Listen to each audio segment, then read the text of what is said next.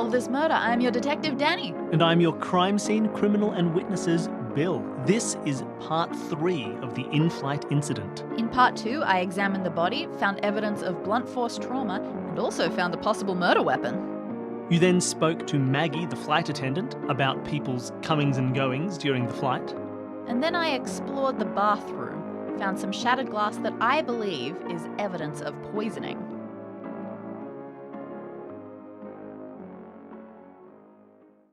So yes, that glass that you found has enough curve that if you started to piece it together, obviously, you're not spending hours piecing them all together, but it looks like, yes, they could well come from a vial or test tube, something along those lines. Small vial or test tube. How much time do you spend trying to reconstruct these? Only with the biggest pieces. I might try to see if I can find 2 that fit together. You do a little bit of reconstruction and you think it could be 1 vial, or some of the curve looks like there's a possibility it might be 2. Oh, that's interesting. How do they smell? You smell them.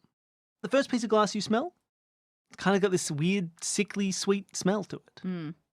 And the other one smells, it doesn't smell good. It smells almost sharp, almost bitter.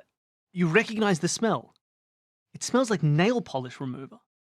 Oh, dear. Acetone. Someone had diabetes. This is because when you have diabetes, your breath smells like acetone? Yeah. So your theory is that a person with diabetes breathed on this glass. Okay. I mean, that's Dani's current main theory. They probably couldn't avoid breathing on the glass, Billy. That's true. Now, I recall both of those sound like smells that I smelled when Keith Moser had his 2 drinks. They do both smell like smells that you smelled when Keith Moser had his 2 drinks. Which of his drinks got knocked over, the sweet one or the bad one? You can't quite remember. Nuts. You didn't notice at the time exactly which one of them fell. Scrap the idea of going back to Maggie. I'm going to go back to the seats. I'm going to get down on the floor. I'm going to sniff the carpet. Cool. You could have gone back to Maggie, who said that she had put that glass that fell into the kitchenette area. But I don't know if I trust her. She She said that she took both those glasses. I don't think that she kept them separate. That's actually a fair point. You smell the carpet, you get right down into the fibres with your nose, and you give it a sniff, and it smells kind of bitter and sharp, like nail polish remover. So he didn't drink bad smelly, he only drank sweet smelly. He only drank sweet smelly. Curious. What does this mean? Definitely worth just putting in the bank for now. Yeah, you can put a pin in that. Or you can focus on it and tunnel vision and not talk to anybody in the rest of this. You pull a Bill, as I call it. Back to Maggie briefly. I don't trust her, but I figure the more I ask her about other people, the less suspicious it makes it seem like I am of her. Sure. So, once again, Maggie, just super thorough as best as you can tell me. Yes. Who went to the bathroom during this trip? You've told me that Daniel did. I know that Keith did. Anything else bathroom-wise? Well, I remember Jake was waiting for the bathroom. I'm assuming he used it. I will say, actually, you can see when people would go up to the bathroom. Mm-hmm. You saw Jake go to the bathroom and come back. Yep. You cannot see from your seat the bathroom entrance, the bathroom door. So you assume Jake had walked up, and because he came back before Keith, your assumption was he waited for a while then came back. I see. But you couldn't see him waiting at the door. All you know is he did go up after Keith was in the bathroom, and he came back before Keith. You assumed he'd given up the wait, but you cannot tell whether or not he went into the bathroom or not. Okay. For people following along, Jake being the nervous late 20s boy man. Daniel, the one who you do know did go in, was Orient Express reader. That was it? That's all you saw? I believe that's the only people who've used the bathroom. Flight attendants allowed to use the bathroom during the trip? No. Okay. That sucks. It was against the You rules. should strike. I do. I'm on strike right now. All right, next I'm going to go to the very back of the plane. First off, do I see a fire extinguisher back here? You head back to the back of the plane. You don't see any fire extinguisher back here. What's up with this thing? This is terrible. I sit in seat E2 across the aisle from Daniel, Orient Express boy. You sit down opposite the man reading Murder on the Orient Express. Or Is who he was still reading it? He was reading it. As you sit, he looks a little confused at you and goes, "Hello? Hey, you from Copperton? Me? Oh, no, I'm not from Copperton at all." Oh, really? Oh. I mean, okay. What are you doing there? I'm a bit of a sleuth head. I got myself a ticket to SleuthCon. Hey, me too. I didn't think the murder mysteries would start so early, though. Oh, yeah, no. Hey, you know what? Maybe this is all fake. Oh, well, you think it's part of the convention? That's a bit Maybe intense. Maybe it's a test. A test? Oh, that's... Look, it's probably not. This is probably real and serious and, quite frankly, boring. Trust me, I've done a lot of investigative work. They're usually not very exciting. Oh, you're a real sleuth. Are you speaking at the con? Why aren't I speaking at the con? I don't know. Sounds like bad management. Huh. I always ask the same thing whenever I see that Escape This Podcast isn't doing Supernova. Oh, and by the way, if you're making notes out about my name, it's Daniel DeHoog. Brilliant. Thank you, patron donor Daniel DeHoog. All right, so look, I just come in. You're sitting at the back. You had a good view of things. I just wanted to ask, look, quite frankly, I'm looking at safety features of this plane because it kind of seems like there might be a bit lacking in some places. This fire. Oh my gosh, what a crazy event. You were sitting right up the back. I don't know when she walked past you. How quickly did you notice? Honestly, I didn't notice the fire until she was right up the front when she screamed. Man, I thought you might have smelled something, like if it happened in the back, like you might have noticed a faint wafting of smoke before she got up that far. No, I definitely didn't notice anything when she was down here. That's wild. In fact, just sort of looking around behind me, is there anything that looks like it could be fiery? Not really. It's a pretty boring back of a plane. There's stairs. No, there's not even stairs at the back of the plane. It kind of just ends. Maybe there's like a little little hutch that goes into the baggage hatch. A hatch that goes to the hutch full of baggage. Probably a flotation ring or something. Yeah, maybe a flotation ring or something, but not a candle. Not a lit candle at waist height. Yeah, man, pretty wild. And so you've just been reading the book the whole time?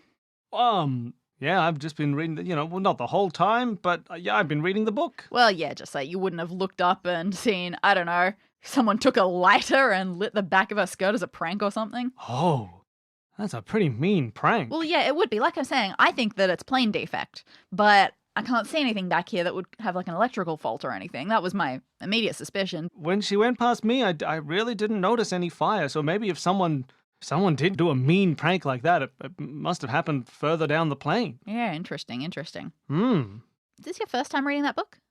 Yes. Really? Mm-hmm. You're a sleuth head, and this is your first time reading Orient Express. Well, yeah, good point. No, it's not.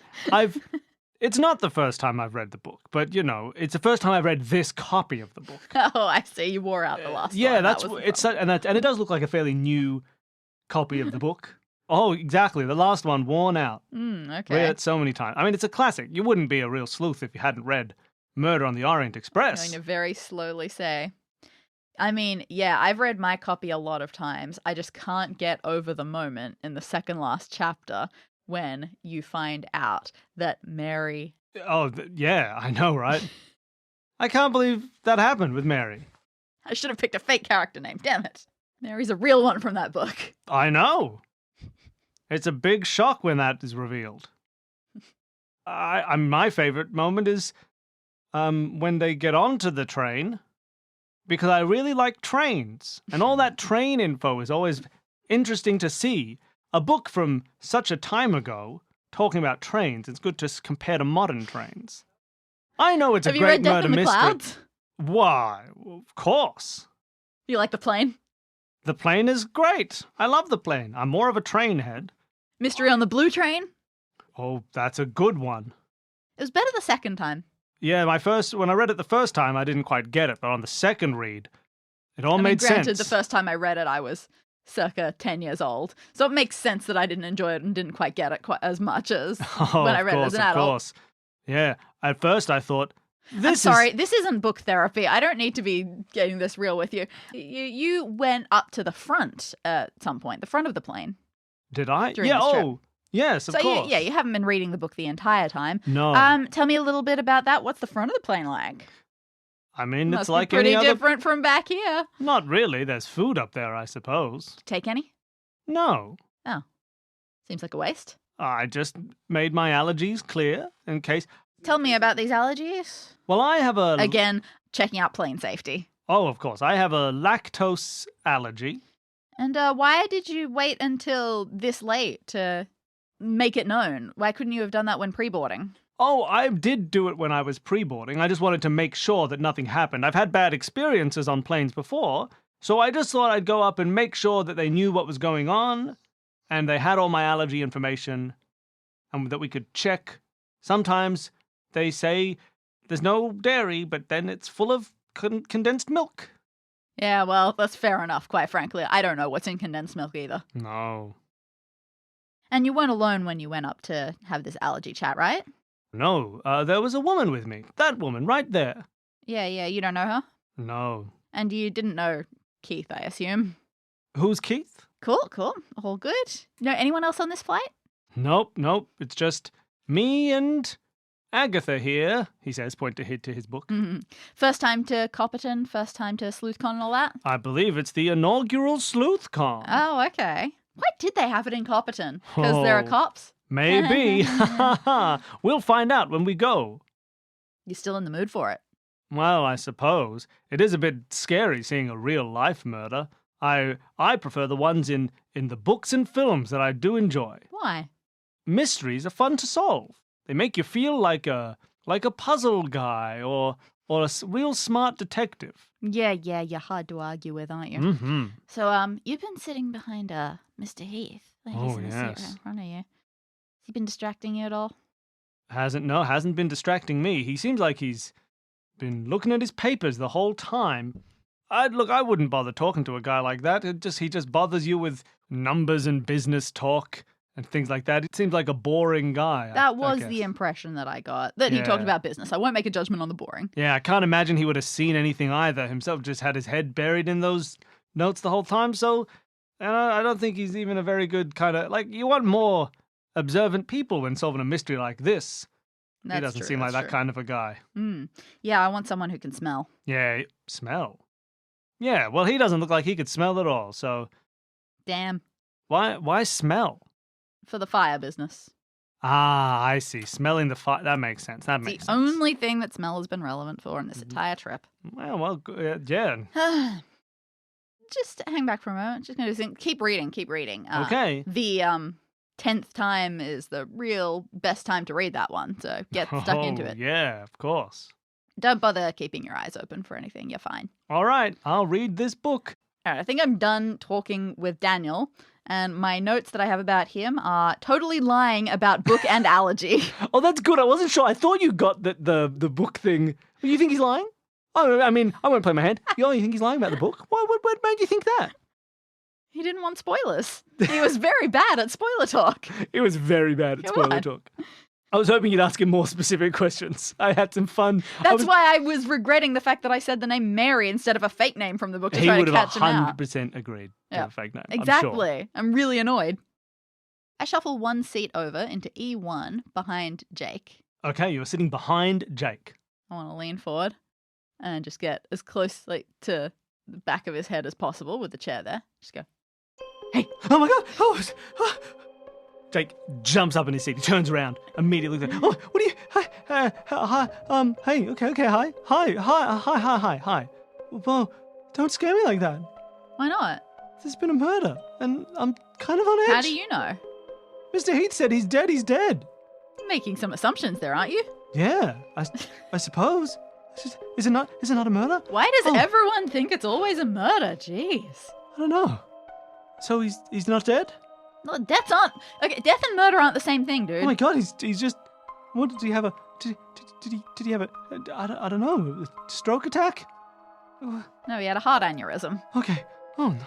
All right. Well, I don't know if that's better or worse. But maybe I don't need to be as nervous. I mean, what do you think? Wait, hold on. Even if there was a murder happening, why would that make you so much more nervous? Do you think Why would I be nervous? Because there's a murder on a plane. Yeah, well, there's a cause of death on a plane. That sucks. But you said it was a heart aneurysm. They're not contagious. Are they? Are heart aneurysms contagious? Jake. Oh my God. I'm going to be nervous again. Oh my God. Apparently in small confined situations, everything is contagious just by crowd fear. So quite frankly, being afraid is making you more likely to die. Oh, no. Okay, but let's afraid. If I'm afraid I'll die. I'm afraid I'll die if I'm die. Okay. He seems nervous. Yeah, all right. Look, I don't want to add to your fears, but this plane is a bed of negligence. What? What do you mean? I need you to tell me everything about your experience on this plane thus far, anything that you have noticed, because I need to figure out who is liable for the conditions that may have exacerbated Mr. Moses' death. Oh, okay. What do you want me to tell you? Just everything that I did? So first things first, let's go through your movements on the plane. You came on the plane at some point, blah, blah, blah. Mm-hmm. Okay, none of that's important. Oh, okay, good. You came up to us. Well, you came up to shake Mr. Moses' hand. You know him? I do. He was my boss a while ago. Oh. Yeah. I worked at Moser Farms. Farms, the cows or the horses? The cows. Okay. Going back a ways. Yeah, he fired me though. Because, well, I mean, I caused a bit of an accident. I was daydreaming about. I was thinking of some plans. And I may have crashed a tractor into another tractor. Mm-hmm. Plans? Yeah. Plans.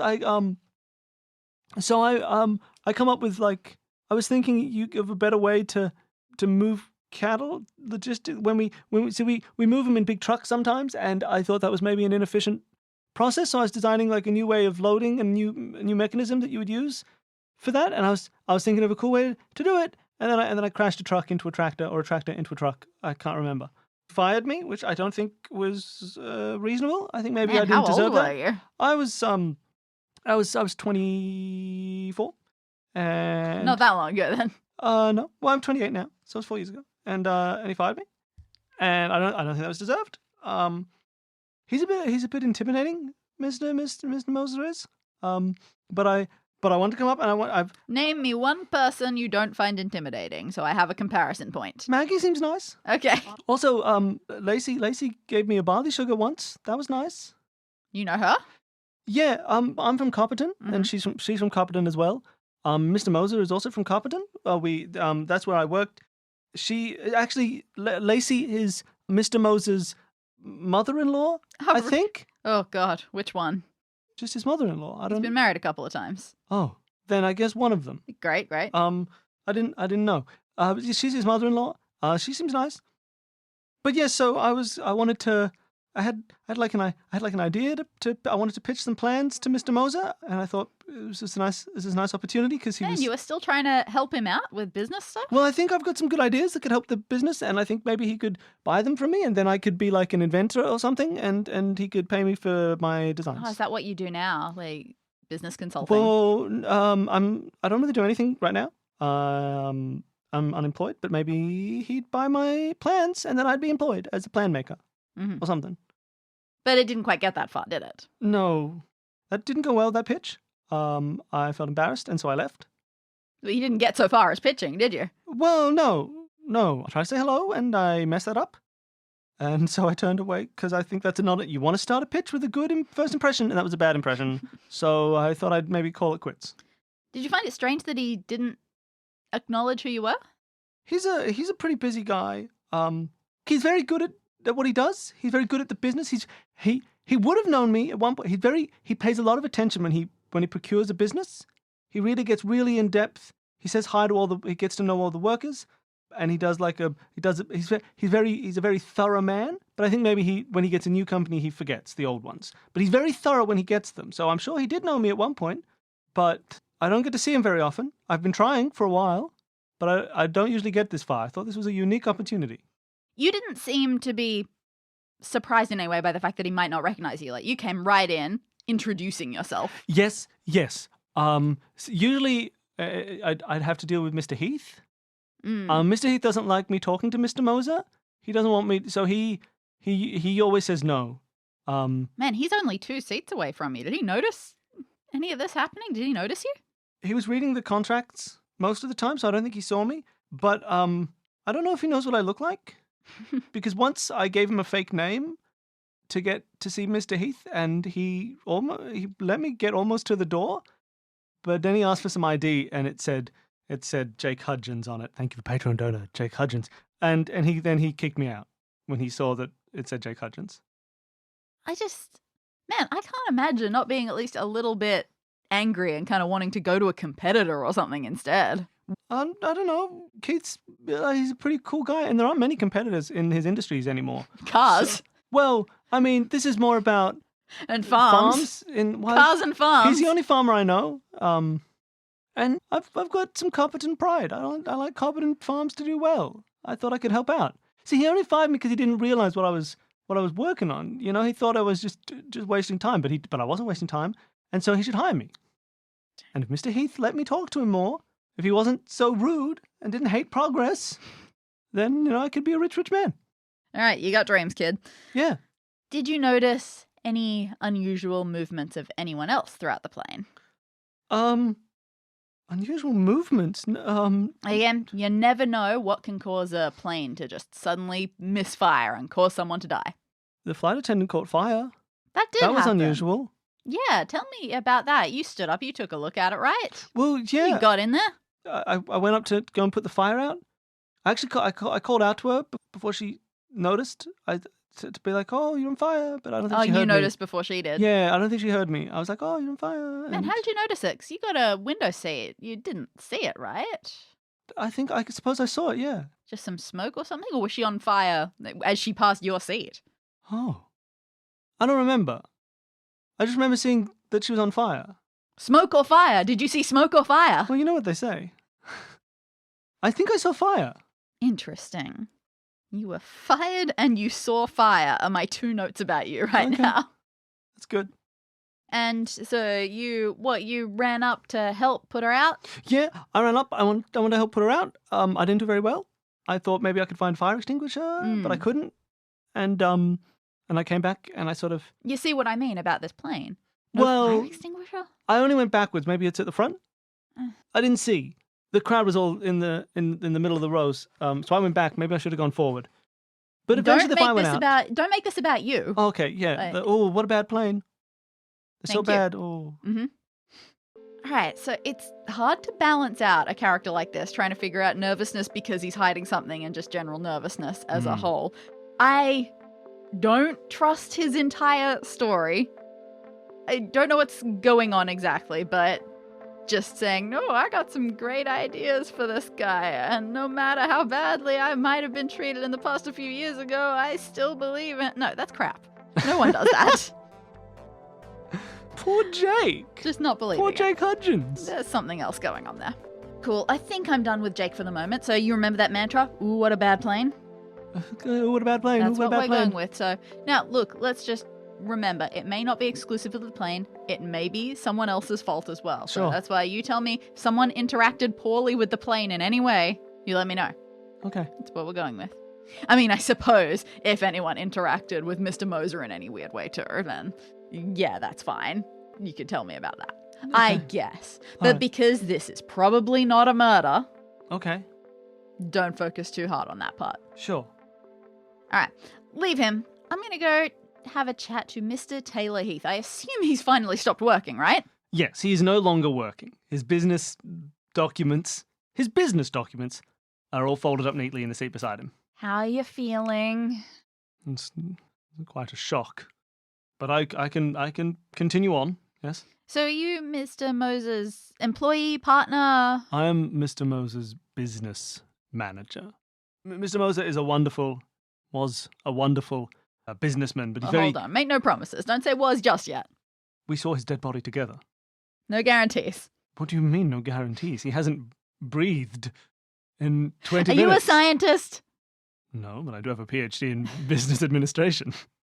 I have a PhD. Oh, you're one of those doctors, I say. Look, I oversee the details of his companies. I'm working a lot at the moment on his new purchase of this computer company. Of course, must keep you busy. Have you been with him since the start, since the cattle days? Yes. I didn't work for his father, but my father worked for his father. Fair enough. And I work for him. Mm-hmm. A birth arrangement. No, just not many jobs in small towns. Oh, you're from Copperton? My father worked for his father in Copperton. Well, not from Copperton. We have a large estate on the outside of the town. Mm-hmm, mm-hmm. And so I understand that Mr. Moser is not the only person here that you know. Who else is there, sorry? I do notice that Jake Hudgens is back there. Oh, you know him, do you? Yes, Jake Hudgens. Did you notice him as soon as you got on? No. Really, he's sitting right there. I will say I'm not the best with faces. Mm-hmm. But I recognize the name. I heard it said, I believe the flight attendant may have said Jake. And I saw Jake Hudgens. I have dealt with him a few times. Recently, he's been almost stalking Mr. Moser. Mm. He keeps trying to bother him with some pointless plans or designs or things like that. I've told him no every time and I've sent him on his way. Mm-hmm. Anything interesting there? Have you listened? Oh, no, not at all. No, I've not listened. I will say for the record, I have not looked, seen, or listened to any of his plans. I see. See, this is the point. They're either going to be good plans that we may have already been developing ourselves. At that point, we open ourselves up to lawsuits by even looking at the plans, or more likely, from a lazy slacker like him, they're useless plans. But there'll be some element in them that, he could argue is the same as something else that we put onto that and then sue us again. There's no benefit in looking at the plans. So I have not looked at all. Understood. Now you call him lazy, etc. Yes. What do you know about him? Well, I know he used to work for Mr. Moser. Mm-hmm. He was fired after not paying attention on the job. Mm-hmm. Since then, he worked for Jamie at one point, I believe. Oh. And was fired for not paying attention on the job. Oh, wow. Who's Jamie? Jamie Sutherland is the woman at the front of the plane, you see. She is, I suppose she's an old business rival of Mr. Moser's at one point. She also owns some auto parts manufacturers. Lost a lot of her employees to Mr. No, not Copperton. She is based in a town outside of Copperton, a coastal town called Short Reef. She had a manufacturing plant there that was subsumed into Moser Industries. Since then, she's become a councilwoman or something, in some local government position. She's entitled. She's lazy. She hates Mr. Moser, I will say. But she's as lazy as all the rest, does nothing now with her time, just travels around and wastes the taxpayer dollar, I believe. But Good old council. So she was rival business in the which field, sorry, again? Auto parts. The auto parts field. But she doesn't do that anymore. Does the company still exist, or did you wipe them? We followed the same procedure we always do. We looked at the company, we examined their finances, we examined their books, we looked at their staff, we retained any that were doing well, we fired any who were doing poorly, and the business then, after careful vetting, became part of Moser Enterprises. You consumed it. We subsumed, consumed, and assumed the company. Understood. So much the same process that you're going to be doing with this computer place. Yes, CompuGlobal. Hypermeganet? No, I don't know what you're talking about. We haven't fully decided on the deal itself. Once the deal is generally organized, the next step, once Keith has approved that, will be to begin our audit as the final step of the negotiations. Cool. And what's the sort of thing what could stop it from going through right now? Just secret debts, that sort of thing? Oh, any number of things, I suppose. It wouldn't go through if their financial situation was not as they first put it forward, if there was something going on, some internal staff issues.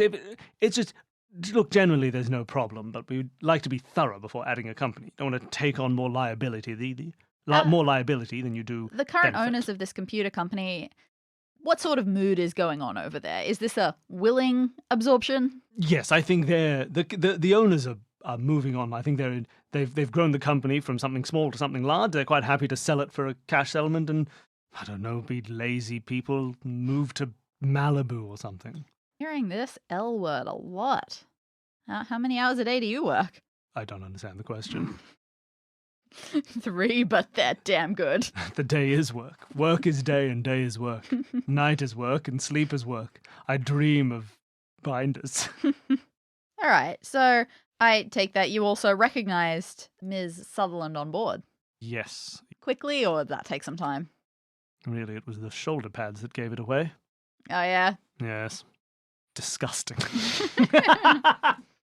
So you must have heard when she had a bit of an episode. Oh, yes. I think she's a lazy person. She likes to sleep, but I think she just likes to yell at Mr. Moser more than anything else. So you don't reckon that would have happened if it had been anyone else talking? No. Remembering it was she stood up and she just started yelling, "Shut up, shut up, shut up." Yes, that was to Keith 100%.